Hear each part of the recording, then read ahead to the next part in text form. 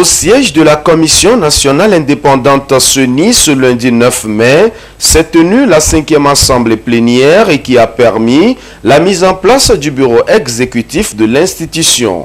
Le nouveau président, le voici, Yabré Dago de la société civile. Il sera aidé par Jean-Claude Omao Vovo, vice-président, Dosek Limessan, premier rapporteur, et Christophe Padoum Hekouchao, deuxième rapporteur. Ce bureau exécutif de 4 membres a été élu à l'unanimité des 17 membres que compose la CENI. Après avoir prêté serment au cours d'une audience de la Cour constitutionnelle le 4 avril dernier, ces membres de la CENI ont procédé à l'adoption de leur règlement intérieur le 5 mai passé, avant l'élection du bureau exécutif de ce lundi. Porté à la tête de l'institution, Yabré Dago et son équipe ont une mission capitale, organiser les premières élections régionales au Togo qui auront lieu l'année prochaine, plutôt que cette année, comme l'a déclaré le chef de l'État Foresos Mnanya Zingbe dans son adresse du 27 avril à la Nation. La décentralisation qui est désormais une réalité de notre quotidien sur toute l'étendue du territoire nous offre l'opportunité de mieux répondre aux attentes des populations. Ce processus sera complété avec l'organisation des élections régionales dès l'année prochaine, a annoncé le chef de l'État. Celui qui remplace désormais Tchambagouaya Sor est un inspecteur du travail et des lois sociales. Yabré Dago a été directeur de la fonction publique avant d'être nommé en 1991 directeur de cabinet au ministère de la Justice. Diplômé de l'ENA et de l'Institut international d'administration publique IIAP Paris, Yabré Dago est le premier responsable de l'ONG Nouvelle Élite, organisation au nom de laquelle il est entré à la CENI.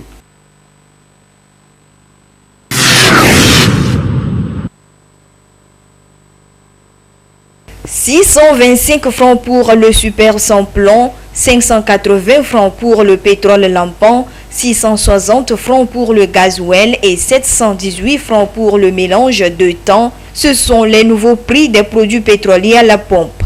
Un nouvel ajustement après celui du 29 mars dernier. Il s'agit d'une augmentation de 28 francs, 30 francs et 55 francs sur les prix des produits pétroliers. Une décision du gouvernement qui a pris effet dès 0h ce mardi 10 mai sur toute l'étendue du territoire national. Si certains consommateurs avaient eu l'information et ont fait le plein à la veille, ce n'est pas le cas pour d'autres.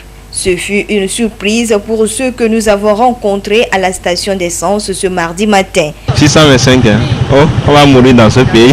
Je n'étais pas informé, mais quand même, bon, je pense que l'État doit faire quelque chose, parce que c'est pas vraiment facile. Hein. Franchement, moi je suis tellement étonné, parce que depuis hier, moi j'étais pas au courant. C'est ce matin même je voulais payer carburant, et c'est là on me disait qu'on a augmenté les frais de carburant, mais vraiment c'est dommage. Ça m'a beaucoup frappé. Et donc il faudrait qu'on augmente aussi au moins les salaires. Si moi je suis là, vous parlez de ça, ça me fait mal au cœur franchement parlant. Ça très mal. Normalement, ils doivent informer d'abord. Ce n'est pas encourageant. Selon le gouvernement, cette situation est due à la hausse des prix des produits pétroliers à l'international et à l'évolution continue du dollar. Pour les consommateurs, c'est un coup dur et un changement rapide de la situation est souhaité. Nos prières, c'est pour que la situation ne dure pas et qu'on puisse être servi dans un bref délai. Et pour que ça s'arrête dans un bref délai. Parce qu'avec ça, on ne s'en sortirait pas. Et il faut que le gouvernement fasse quelque chose. 12 136 134 384 francs CFA, c'est le coût global de la subvention de l'État sur les produits pétroliers pour le mois de mai, a indiqué le gouvernement dans son communiqué. Ceci a permis de réduire le taux d'augmentation sur ces prix.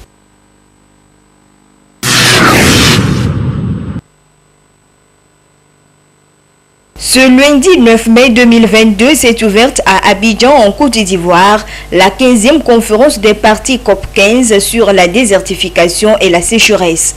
Une première fois que le pays hôte et l'Afrique subsaharienne en général abritent cette grande rencontre. Une rencontre internationale et annuelle prévue par la Convention des Nations Unies sur la lutte contre la désertification et la sécheresse. Des phénomènes qui menacent l'Afrique et le monde entier. Selon l'ONU, de nos jours, 40% des terres dans le monde sont touchées par la désertification et la sécheresse, accentuée par les changements climatiques ces dernières années. Une situation qui affecte 4 milliards de personnes et devrait coûter 23 000 milliards de dollars d'ici à 2050, selon l'Organisation des Nations Unies. La dégradation et l'infertilité des sols, la perte de la productivité agricole sont entre autres conséquences de ces phénomènes de désertification et de sécheresse, ce qui entraîne aussi l'insécurité alimentaire, les prix élevés des denrées alimentaires, sans oublier la pauvreté accrue des populations victimes. La COP 15 contre la désertification permet donc aux différentes parties prenantes pendant 2 semaines de discuter des perspectives du 15e objectif de développement durable ODD 15 qui vise à préserver et à restaurer l'écosystème terrestre. Des mesures concrètes et des moyens devraient être trouvés à cette conférence internationale pour faire face à la désertification et à la sécheresse. Terre, vie, patrimoine, de la rareté à la prospérité. C'est le thème retenu pour la COP 15 2022. Une manière de se fixer des objectifs pour une gestion durable des terres en vue d'en faire profiter les générations présentes et futures. Les représentants de plus de 195 pays membres de la Convention des Nations Unies contre la désertification et la sécheresse prennent part aux travaux de cette grande rencontre. La partie togolaise y est aussi présente avec à sa tête le chef de l'État Faure Gnassingbé Singbe. Selon la présidence togolaise, l'équipe va formuler à cette rencontre des propositions liées à la politique de lutte contre la dégradation des sols et la restauration des terres et des forêts. Soulignons que le Togo a adhéré à la Convention des Nations Unies contre la désertification en juin 1994 et l'a ratifié le 14 octobre de l'année suivante. Le pays dispose depuis des années des stratégies et politiques de restauration, à l'instar de la Journée nationale de l'arbre observée chaque 1er juin. Les autorités du pays ont lancé aussi l'année dernière une campagne nationale de reboisement visant à planter 1 milliard d'arbres d'ici à 2030.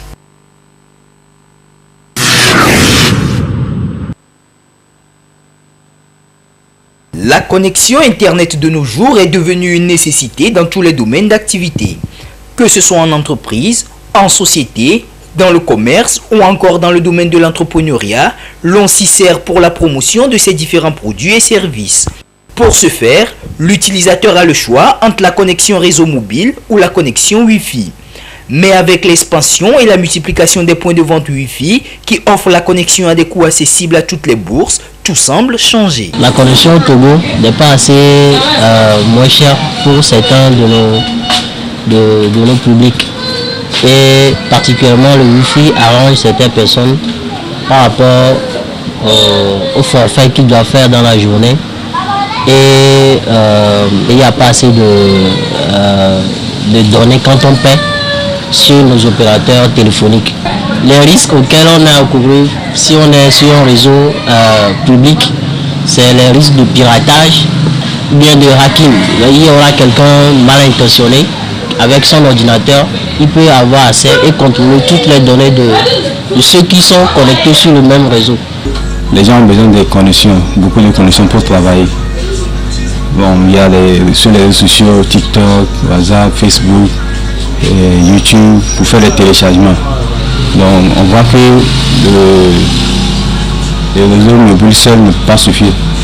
Donc associer le Wi-Fi, ça peut aider les gens à mieux travailler. Elles sont souvent nombreuses, ces personnes, élèves, fonctionnaires et autres, qui viennent à ces points de vente de Wi-Fi pour se connecter à Internet. Certains pour simplement surfer, d'autres pour des recherches. L'exemple de ces jeunes croisés dans ces points de vente Wi-Fi ici à Agoué-Kakaveli. Pour eux, contrairement à la connexion réseau mobile, la connexion Wi-Fi offre plus d'avantages. Quand j'utilise le Wi-Fi, des fois, 3 heures, je perds 100 francs. Je prends ça pour faire des recherches qu'on nous a mis à l'école. Je regarde les films. Quand je suis un footballeur aussi, j'utilise ça pour regarder des football matchs. Quand j'utilise, il faut faire internet. 200, ça ne me suffit pas. Je suis venu pour ajouter le wifi, tout en se connecter, pour avoir des nouvelles de certains messages et aussi connecter sur internet pour écouter les informations à la une. Le wifi avec 1 heure 100 francs ou 3 heures 100 francs est moins cher plus que ceux de méga. Le méga aussi a des inconvénients. Tu peux acheter mais la connexion n'est pas rapide et ça va encore épuiser le méga là ou le crédit en un clin d'œil. À cette ère de la révolution technologique, la connexion Internet est indispensable. Mais encore, faut-il savoir l'utiliser pour éviter des surprises désagréables.